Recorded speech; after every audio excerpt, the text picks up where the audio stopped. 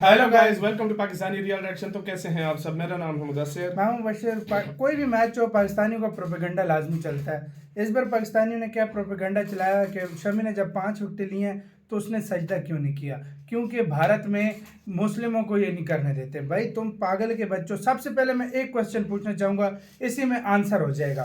Answer question ये है कि भाई अगर भारत हिंदू मुस्लिमों में इतना भेदभाव करता तो टीम में आपको 2 मुस्लिम मिलते जो हर मैच खेलते हैं, हर मैच ये खेलते हैं, और आज तक ये हुआ ही नहीं हो कि इंडियन टीम में कोई मुस्लिम के बगैर मैच हुआ। तुम्हारा क्वेश्चन गलत है। हाँ। मेरे क्वेश्चन में आंसर है। हाँ। जो पाकिस्तानी लोग बोल रहे हैं, जो भी बोल रहे हैं मोहम्मद शमी के बारे में, सबसे पहली बात, अगर पाकिस्तान कह रहा हूँ, इंडिया में मुसलमानों के ऊपर इस तरह डर उनको होता कि मतलब हम नमाज नहीं पढ़ेंगे, तो क्या सोचते वो नमाज पढ़ सकते हैं? अजीब वो यार क्या बेवकूफी। पहले देखते हैं बहु क्या कहते हैं आखिर पे। आपको इसमें भी आंसर मिलेंगे और हम भी आखिर पे बात करेंगे। तो स्टार्ट। दोस्तों, जैसे सावन के अंधे को हर जगह हरा ही नजर आता है, उसी तरह मजहब के अंधे पाकिस्तान को हर जगह कट्टरता ही नजर आती है। श्रीलंका के खिलाफ मोहम्मद शमी की शानदार बॉलिंग की पूरी दुनिया में तारीफ हो रही है। वो सिर्फ 14 मैचों में 45 विकेट लेकर वर्ल्ड कप में सबसे ज्यादा विकेट लेने वाले भारतीय बॉलर बने हैं। मगर कुछ निकम्मे पाकिस्तानी ऐसे हैं जिन्होंने इस मैच में भी हिंदू मुस्लिम ढूंढ लिया है, और वो एक ऐसी चीज को मुद्दा बना रहे हैं जिसके बारे में बोलते हुए भी मुझे शर्म आ रही है। हुआ ये कि लंका के खिलाफ अपना 5वां विकेट लेने के बाद, एग्जॉस्ट होने के बाद, मोहम्मद शमी ने कुछ देर के लिए अपने कंधे थक गए थे। वाकई मुंबई में इतनी गर्मी थी, उनका यूं थकना समझ में भी आता था। इसमें भी कुछ अजीब था नहीं, वैसे तो किसी को नहीं लगा, मगर सोशल मीडिया पर बैठे कुछ चिंदी चोर पाकिस्तानियों ने इसमें भी मजहब का एंगल निकाल लिया। इन अकल के दुश्मनों ने इल्जाम लगाया कि देखो मोहम्मद शमी तो 5 विकेट लेने के बाद सजदे में अपना सिर नीचे झुकाना चाह रहे थे, मगर आज हिंदुस्तान में हिंदुओं का ऐसा खौफ है कि शमी की मैदान में सजदा करने की हिम्मत नहीं। किसी ने इसके लिए हिंदुओं को गाली दी तो किसी ने मोदी को भला बुरा कहा, और बहुत सारे लोगों ने यहां तक कहा कि जिन्ना को पता था हिंदुस्तान में मुसलमानों के साथ ये सब होने वाला है, इसीलिए उन्होंने 47 में ही मुसलमानों के लिए पाकिस्तान बना दिया था।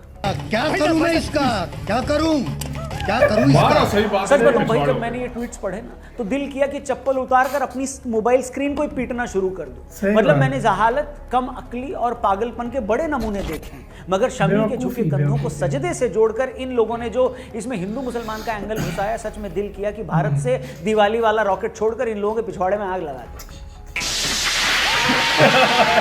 मतलब आपको हिंदू मुसलमान करके भारत को नीचा भी दिखाना है तो दिखाओ, हम आपकी मजबूरी समझते हैं, क्योंकि जब तक पाकिस्तान के लोग ये प्रूव नहीं कर देंगे कि हिंदुस्तान के मुसलमानों पर जुल्म हो रहा है, तब तक उन्हें इस बात की तसल्ली कैसे होगी कि वो पाकिस्तान नाम के नर्क में क्यों रह रहे हैं। इसलिए इन लोगों की मजबूरी होती है कि ऐसी बातें करके इंडियन कॉमेडी हिंदुस्तान में मुसलमान जो लोग इल्जाम लगा रहे हैं कि शमी ने सजदा इसलिए नहीं किया क्योंकि उन्हें डर था कि हिंदू नाराज हो जाएंगे या भारत में इसका विरोध होगा, मैं ऐसे लोगों से पूछना चाहता हूं कि क्या आपको पता है मोहम्मद शमी का बैकग्राउंड क्या है? मोहम्मद शमी यूपी के अमरोहा के लोअर मिडिल क्लास परिवार से आते हैं। उनमें टैलेंट था, इस टैलेंट के दम पर पहले वो बंगाल से खेले, फिर भारत के लिए खेले, आईपीएल खेले और उसके बाद करोड़ों रुपए कमाए। इतना ही नहीं, 2018 में उनकी बीवी ने उन पर मारपीट का इल्जाम लगाया। ये भी इल्जाम लगाया कि वो तो मैच फिक्सिंग करता है।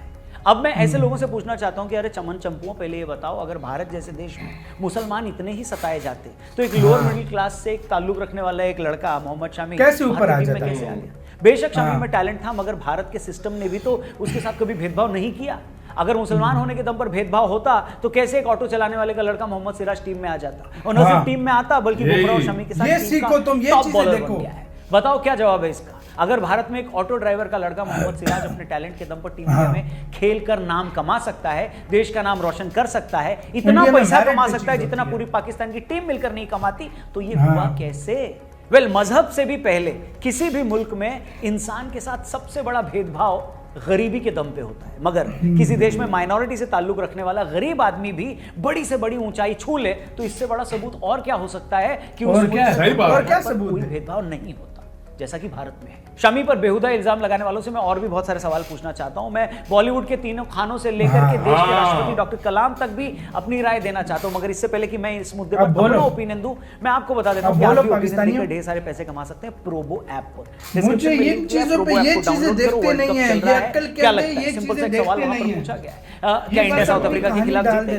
मैंने तो अपना जवाब दिया है, हाँ में ही दिया है। मैं चाहता हूं भारत जीतना भी चाहिए, क्वांटिटी बढ़ाकर इन्वेस्ट किया है अलग अलग कैटेगरीज में। आप भी ये येस या नो में प्रोबो ऐप पर अपनी ओपिनियन देकर ढेर सारे पैसे जीतो और उसे बड़े आसानी से विड्रॉ भी कर सकते हो। बस ऐप डाउनलोड करना, डिस्क्रिप्शन में लिंक दिया है, जल्दी से करो। वीडियो में आगे बढ़ते हैं। तो मैं बात कर रहा था कि अगर किसी मुल्क में माइनॉरिटी का गरीब से गरीब आदमी भी एक्टर से लेकर खिलाड़ी और देश का राष्ट्रपति बन पा रहा है तो उस देश में सेक्युलरिज्म का इससे बड़ा सबूत और क्या होगा। शमी के मुद्दे की अगर मैं बात करूं तो अगर भारत में वाकई खिलाड़ियों को टीम में लेने से पहले उनका रिलीजन देखते या उनका रास्ता रोकने के लिए तैयार होते तो जिस दिन शमी की बीवी ने उन पर इतने घिनौने इल्जाम लगाए उसी दिन बीसीसीआई को एक बहाना मिल जाना चाहिए था उन्हें टीम से निकालने का।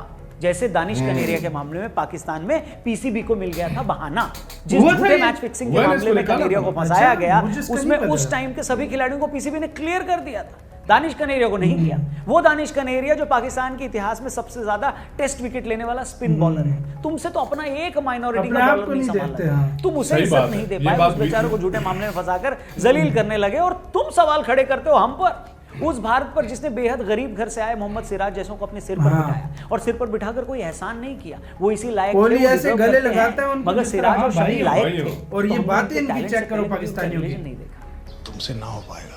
हम ये जानते हैं कि तुम लोगों की हमेशा ये कोशिश रहती है कि जैसे तैसे ये साबित कर दो कि हिंदुस्तान में कामयाब मुसलमानों पर भी जुल्म हो रहे हैं, मगर ये जो प्रोपेगेंडा है ना तुम्हारा ये कामयाब होने नहीं देंगे और वो हो भी नहीं रहा है। याद होगा आपको 2021 के एशिया कप के मैच में जब भारत पाकिस्तान से हारा था उस वक्त भी पाकिस्तान से बहुत सारे फेक अकाउंट्स ने शमी को टारगेट करके ट्वीट्स किए।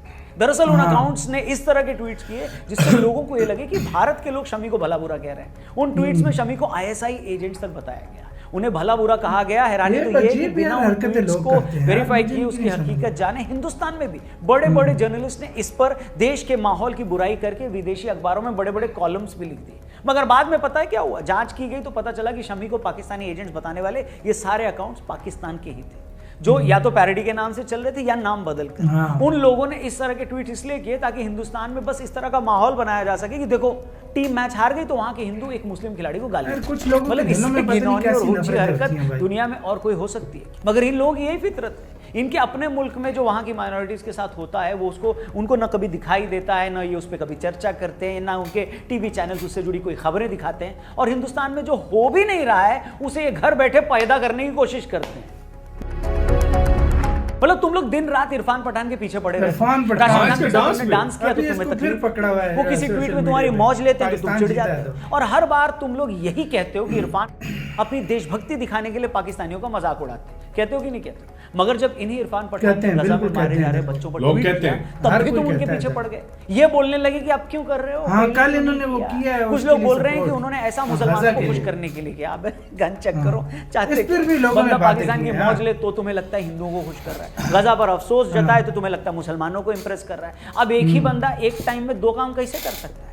तुम्हें बात समझ नहीं आती है? ये हिंदुस्तान है भैया, यहाँ पर किसी अभी पाकिस्तान जीता है, इरफान पठान को कहने का और करने का हक है। जब इरफान राशिद के साथ डांस करते हैं या पाकिस्तान की मौज लेते हैं तो ये सब अपनी मर्जी से करते हैं, और जब वो गजा पर अफसोस जताते हैं तो वो भी अपनी मर्जी से करते हैं। अगर उन्हें सच में कट्टर हिंदुओं की नजर में नंबर बनाने होते जैसा कि तुम इल्जाम लगाते हो तो वही आदमी फिर गजा पर अफसोस में ट्वीट ही ना करते। कुछ तो अकल लगाओ, मगर तुम्हारी अकल तो घास चरने गई है। अब तुम भूखे मर रहे हो तो क्या हुआ, अकल तो कुछ ना कुछ करेगी ना, है कि नहीं?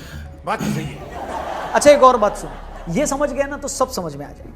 तुम लोग इस बात पर बड़ा खुश होते हो कि इंडिया के तीनों सुपरस्टार खान हैं, तुम्हें उनके मुसलमान होने पर भी बड़ी खुशी होती है, तुम इस बात पर भी बड़ा इतराते हो कि देखो हिंदुस्तान की फिल्म इंडस्ट्री पर 3 खान राज कर रहे हैं। मैं तुमसे पूछना चाहूंगा, क्या एक पल के लिए भी कभी तुमने सोचा कि जिस भारत को तुम मुसलमानों का दुश्मन मानते हो उसी भारत में 3 खान इतने बड़े स्टार कैसे बन गए? बेशक तीनों यही बात है, मगर उन तीनों को मौका भी तो इसी सिस्टम ने, इसी इंडस्ट्री ने दिया जहां ज्यादातर प्रोड्यूसर डायरेक्टर हिंदू थे, जिन करोड़ों लोगों ने थिएटर जाकर उनकी फिल्में देखी और उनको सुपरस्टार बनाया, वो करोड़ लोग भी तो हिंदू थे। अगर हिंदुस्तान सच में तुम्हारे जो भाई बातें कर रहे हैं वो बिल्कुल 100% दुरुस्त कर रहे हैं, इन तीनों को एक्टिंग के मौके देता, क्या उसी हिंदुस्तान की करोड़ों की हिंदू आवाम इन लोगों की फिल्में देखने जाती? अगर हम भी तुम्हारी तरह कलाकार की कला से पहले, शाहरुख खान ने 2 मूवीज से पहले उनका मजहब देखते, दोनों से पहले ये जरूर सोचते कि भैया क्यों गैर मजहब के आदमी की फिल्म देखकर स्टार बनाए, है कि नहीं? लेकिन हम लोग ऐसा नहीं सोचते, इस देश का सिस्टम ऐसा नहीं सोचता। तभी तो डॉक्टर कलाम जैसे स्ट्रीट लैंप की रोशनी में पढ़ने वाला बच्चा देश का राष्ट्रपति बन जाता है। क्या तुमने सोचा कि कैसे एक इतना आज गरीब इतनी मुसलमान इज्जत है बच्चा इनकी, देश मैं में कहता हूँ इनको outside भगवान देश समझते हैं लोग राष्ट्रपति इंडिया में। बन गया, लेकिन जिनकी इनको किताबें, समझ नहीं जिनकी आता। बातें आज भी करोड़ों हिंदुस्तानियों को मोटिवेट कर रही है। क्या कभी सोचते इनको हो कि inspiration लोग ये सारी समझते हैं, बातें दूसरों के बिल्कुल बख्श inspiration निकालने में ही मानते निकल जाती है? आई थिंक यही सही है, नहीं? अच्छा, कल ही मैं एक पाकिस्तानी यूट्यूब चैनल पर एक पॉडकास्ट सुन रहा था। कहोगे तो कमेंट में जाकर उसका लिंक भी आपको शेयर कर दूंगा, देख लेना आप। उस पॉडकास्ट में बात करने वाले दोनों ही लड़के बड़े ज़हीन थे। जैसे पाकिस्तान में बहुत सारे यूट्यूबर्स हैं भी। जब मैंने उनकी बात सुनी तो मुझे हैरानी भी हुई और खुशी भी हुई। वो लड़के अपने कलाकारों के बारे में बात कर रहे थे, अपने आर्टिस्ट के बारे में बात कर रहे थे। उनका कहना था कि पाकिस्तान में भी हम अपने कलाकारों की कद्र तब तक नहीं करते जब तक कि उन पर भारत का, हिंदुस्तान का ठप्पा ना लग जाए। उन्होंने बताया कि कैसे राहत फतेह अली खान का करियर ही हिंदुस्तानी फिल्मों में गाना इंडिया गाने से के start बाद हुआ। ये बात सच है। हिंदुस्तान की फिल्मों में आतिफ गाता असलम ही को आतिफ असलम देख इतना लो। बड़ा सिंगर बना। पाकिस्तानी कॉमेडियन शकील सिद्दीकी भी कॉमेडी सर्कस में आया तो उसका कद इंडिया से ऊंचा होगा। हुआ। और आज भी फवाद खान के करियर की सबसे बड़ी अचीवमेंट कपूर एंड सन्स जैसी फिल्में ही। अच्छा, ये मैं नहीं, खुद पाकिस्तानी यूथ बोल रहा है और मैं पूरी तरह से इससे इत्तेफाक रखता हूँ। अब जो लोग शमी के सजदे पर सवाल खड़े कर रहे हैं, अगर वो भी ये वीडियो सुन रहे हैं तो उनसे मैं यही कहूंगा कि अपने गाल पर थोड़ा सा एक आध दो चांटे तो आपको मारने चाहिए। देख नहीं, तुम लोग अपने रख देश रख के के मारो, कलाकारों को सुझाव दो करियर उसकी। बना नहीं पा रहे हो। आज तक कोई फिल्म इंडस्ट्री खड़ी नहीं कर पाए, ना तुम्हारी इकोनॉमी का पता, ना तुम्हारी डेमोक्रेसी का। तुम्हारे कलाकार तक अपने यहाँ ऊपर वर्क आकर करो यार, मकबूल दूसरों होते हैं को और तुम छोड़ो। हम पर सवाल खड़े करते हो कि हम अपने मुस्लिम प्लेयर के साथ कैसा बर्ताव करते हैं। कुछ तो शर्म आनी चाहिए। बेशर्मो शर्म करो शर्म। मतलब 3-4 साल हुए सिराज के करियर को, मैं दावा करता हूं कि वो बंदा इन 4-5 सालों में जितना पैसा कमा चुका है, तुम्हारी पूरी क्रिकेट टीम के पास इतना पैसा हो तो मैं नहीं मेरा होगा। चैनल इतना बंद कर पैसा दूं। हो। इसमें भी अगर मैं शमी का नाम जोड़ दूं तो दोनों को मिलाकर इतना पैसा हो जाएगा कि पूरे पाकिस्तान को गिरवी रखना पड़ जाएगा। और तुम हमें सेक्युलरिज्म का ज्ञान पेल रहे हो। शर्म आती है? या एक आध रोटी के चक्कर में वो भी बेच आए नहीं। खुद तुम्हारे चिथड़े हो चुके हैं और तुम दूसरों के फट्टे में टांग अड़ाने बाज नहीं आते। जितना साफ साफ मैंने आज समझा दिया है और कोई नहीं समझाएगा। अब भी सुधरना चाहते हो, कुछ सीखना चाहते हो तो सीख। इसी के साथ यार वीडियो खत्म।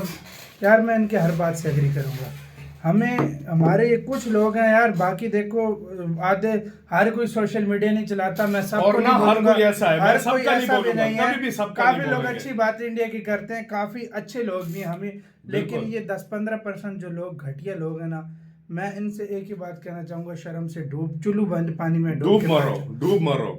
इतना अगर प्रॉब्लम कभी होता ना, आपने उनके किसी हिंदू को देखा है उठ के उसने मतलब कोई नारे लगाए हो सेंचुरी करने के बाद? एक तो चलो ये जो अगर हुआ भी ना तो बीसीसीआई जो होगा ना भाई, उन्होंने बोला होगा। एक बंदा भी आज तक आपने देखा है किसी ने भी सेंचुरी किया है, किसी ने, मैं कहता हूँ 10 भी विकेट लिए हैं, वो ऐसे हाथों से या जस्ट वो जोश दिखा के सेलिब्रेट करता है, ना कि वो बीच में रिलीजन मैं लाए। हमेशा ये बात बोलता ये हूं। सारे बेशक देखो- हिंदू हो, देखो- मुस्लिम हो। देखो शामी मुस्लिम है, हाँ वो अपने घर में सजदा करे, वो नमाज पढ़े, हाँ, वो हाँ। सब कुछ पूरी इंडिया में सारे लोग करते हैं। करते हैं। अगर इतना वो डर होता या सारा कुछ ना, मेरी हमेशा बात याद रखना कि पाकिस्तान से ज्यादा मस्जिदें इंडिया में ना इंडिया होती, में। पाकिस्तान से ज्यादा मुस्लिम इंडिया में ना इंडिया में ना होते। और पाकिस्तान से, मैं कहता हूँ पाकिस्तान में एक आध को छोड़ अगर दो, इतना कोई मसला बड़ी होता बात ना, कोई हिंदू है ही नहीं। इतना हाँ। मसला अगर इंडियंस को मुस्लिम से होता ना, तो आज इंडिया में मुस्लिम्स की आबादी बढ़ रही है, कम हो ना रही होती, कम कम ना हो रही होती, होती, हाँ, कम हाँ। हो रही होती। अगर इंडिया जुल्म करता ना मुसलमानों पे, आबादी कम हो रही कम हो रही होती। होती। आज उधर मुसलमानों की आबादी बढ़ और रही है, पाकिस्तान में कम हाँ, हो रही है, इधर कम हो रही है बढ़ी हिंदुओं नहीं की है, आबादी। हाँ। हमारी माइनॉरिटी कम होती जा रही है, हम ये चीज नहीं देखते यार। ये कुछ सोचो, आप थोड़ा दिमाग लगाओ भाई लोगों। हर चीज में आप हम लोग धर्म इस को ले चीज आते से हैं, हर इस चीज चीज में से धर्म नहीं ले आते हैं। निकलोगे। देखो हर कोई प्राउड है अपने धर्म पे, हर कोई प्राउड करता है, लेकिन आप करो अपना खुद, जो अपना तुम कर रहे हो पहले खुद को ठीक करो, अगलों को आप पॉइंट आउट ना करो इस चीज में। यार देखो, ये अगर क्रिकेट इतना है। इंडिया को मसला होता ना, मैं कहता हूँ ये, आप कोई ऐसा मैच बता दो जिसमें जो शमी और सिराज के बगैर हुआ हो। कोई भी लीग होती है, ये दोनों जाते हैं या नहीं जाते जाते? हैं बिल्कुल। और यार और भी जाते हैं, सिर्फ ये नहीं, और भी जाते हैं। इरफान पठान, जहीर खान को देख लो, हाँ। कितने से, मोहम्मद हर कैफ को कोई- देख लो। ये जब रिटायर होते हैं, हाँ। इनको पॉडकास्टिंग में, इनको एंकर्स बनाया जाता है स्पोर्ट का, बिल्कुल। इनको किस लेवल पे आगे भी ले आगे जाता आगे है। जाता है। लेकिन तुम लोग ये अच्छी ये नहीं चीजें नहीं समझोगे। देखोगे, तुम बस एक चीज को लेकर पकड़ के बैठ और जाओ। मेरा, और वो थक के वो गिर गया और था मुझे बेचारा। इतनी शर्म हाँ। आती है हमारे जो पढ़े लिखे, मैं पढ़े लिखे की बात कर रहा हूँ, जो वो सहाफी हैं या हमको उनको जर्नलिस्ट बोलते हैं, हाँ। वो सारा कुछ वो भी ये कर रहे हैं यार। यार आप लोगों में दिमाग नहीं उनको है यार। शर्म हया ही नहीं है यार इन तुम लोगों लोग में। पढ़े लिखे लोग हो यार, पढ़े लिखे हो तो यार इससे थोड़ा दिमाग लगाओ। इससे बेहतर होता जाहिल होते आप लोग। ये बउआ ने, ये आज ये रौनक भाई ने बहुत पॉजिटिव तरीके से पॉजिटिव तुम्हें बताया। और और यही इन्होंने बात इसमें कोई गलत बात नहीं की को आप लोग। हाँ देखो मैं हमेशा यही बात बोलता हूँ, अगले के ऊपर अगर उंगली उठाओगे पहले अपने गिरबान में झांक कर देखो आप क्या हो, हम क्या है, हम क्या है, ये पहले चीज देखनी चाहिए। अपने आप को सुधारो, उसके खुद बाद ब खुद बातें करो। देश भी सुधरेगा, इस लायक हम बनो, सुधरेंगे, देश भी इस सुधरेगा। लायक बनो हाँ। कि अगले पे बात कर सको। बिल्कुल। पहले खुद को सुधारो, नहीं तो चुप करके बैठे रहो भाई। बिल्कुल। खुद को सुधारो, अपनी आप को एजुकेट करो, अपने मतलब अपने मुल्क के बारे में सोचो, ना कि हर टाइम दूसरे को टारगेट करते रहो। मैं इसमें यही कहता हूँ, क्यों इंडियंस भी बोलते हैं, हम भी यही बोलते हैं, जब तक हमारे अंदर कोई एजुकेशन नहीं होगी या जब तक हम सही पढ़ेंगे, सही चीज नहीं पढ़ेंगे ना, हमारा यही हाल होता रहेगा और हम अपनी बेइज्जती खुद करवाते हैं, ये हकीकत है। आपका क्या इसका कहना है, अपने कमेंट सेक्शन में दें। मैं फुल एग्री करता हूँ आरजे रौनक के साथ। अपना बहुत ही ज्यादा ख्याल रखिएगा। तो यार